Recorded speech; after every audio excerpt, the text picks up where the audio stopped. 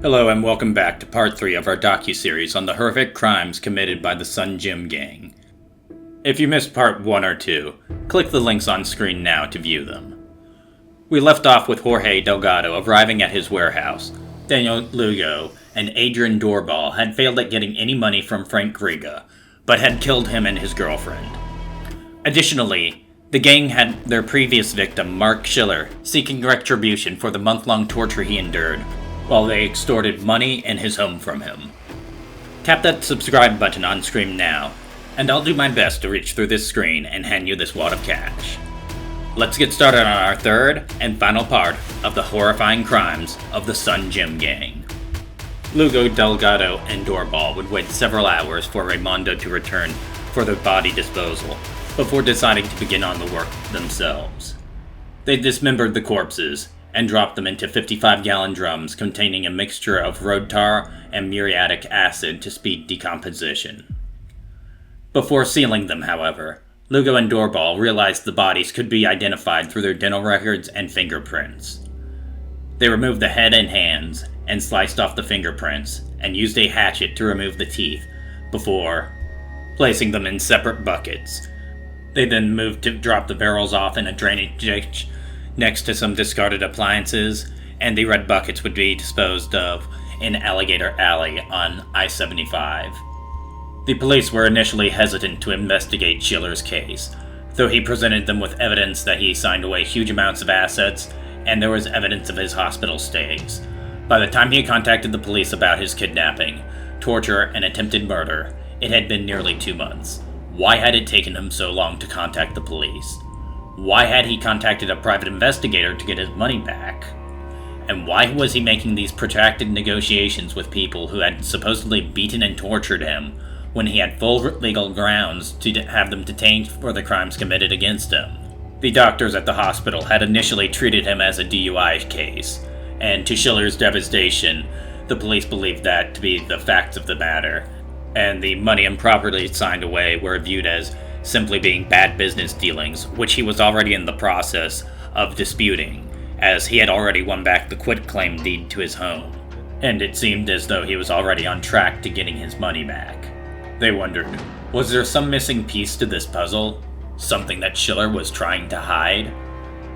This changed, however, when friends and relatives of Frank Griga and Christina Furton reported them missing and mentioned 2 men with bodybuilder physiques who were entering their home for a business deal on the night the couple went missing. Men by the names of Daniel Lugo and Adrian Doorbal. Schiller returned to the police station after he had previously been laughed out for delivering what the detectives referred to as, quote, an Academy Award-winning performance.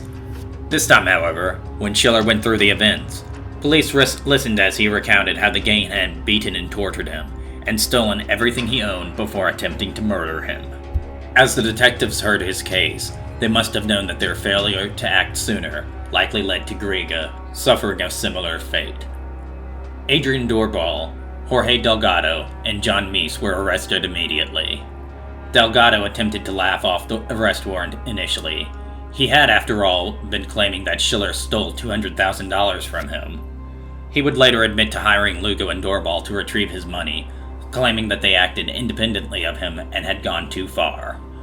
Lugo would initially evade the police as he fled to the Bahamas, but a task force was sent there to retrieve him.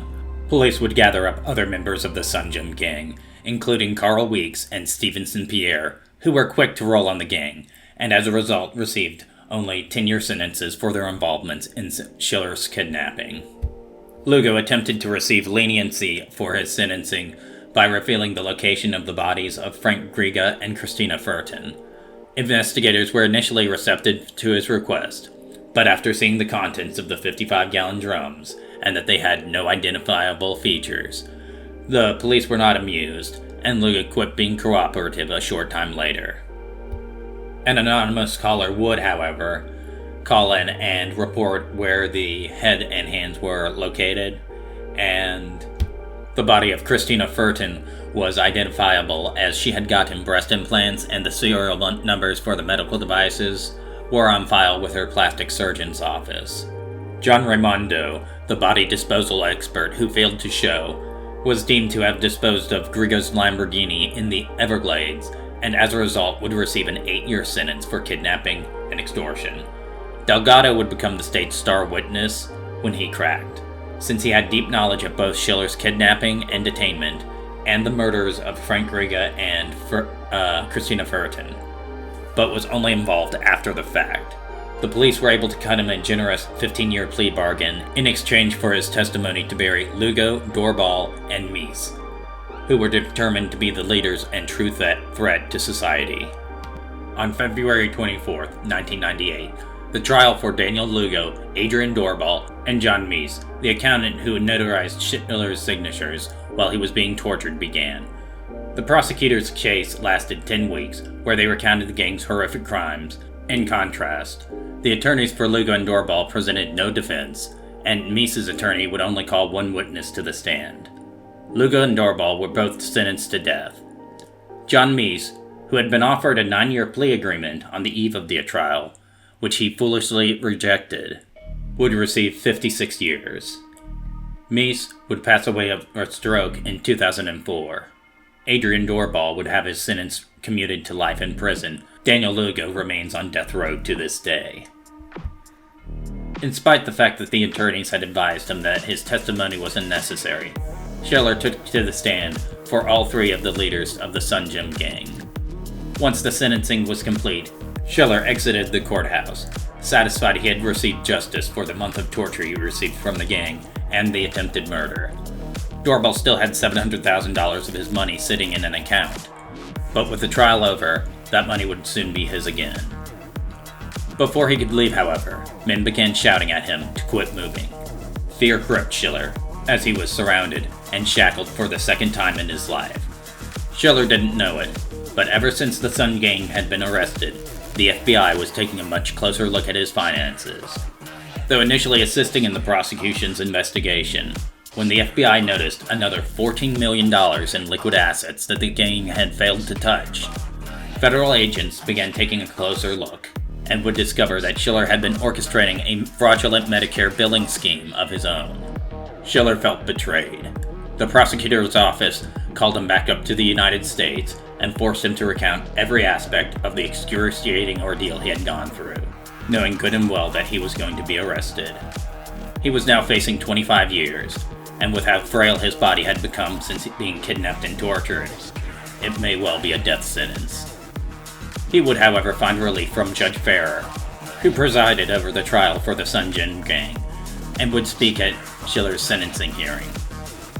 I know that we can consider anything at sentencing. This case has been a very emotional case to sit through, and it still bothers me to some extent. And I know that if things were just black and white, they could have computers do our jobs. But there's something intangible about this case that makes me feel like what he went through should be given some credit, because I don't think that it could have been worse if he were a prisoner of war.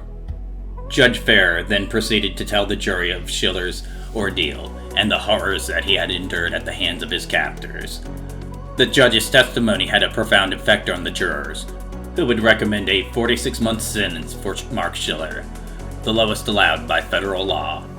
On his release, he would return to working as an accountant and would write 2 books about his suffering. Thanks for watching the 3rd and final part of our presentation on the Sun Gym gang. We hope that you enjoyed it. What did you think of Schiller's trial and sentencing? It caught me off guard when I was researching this case. Let me know in the comments section down below. Make sure to like, share, and subscribe as we have more interesting crimes to tell you about in the coming weeks. Thanks again, and we will see you in the next one.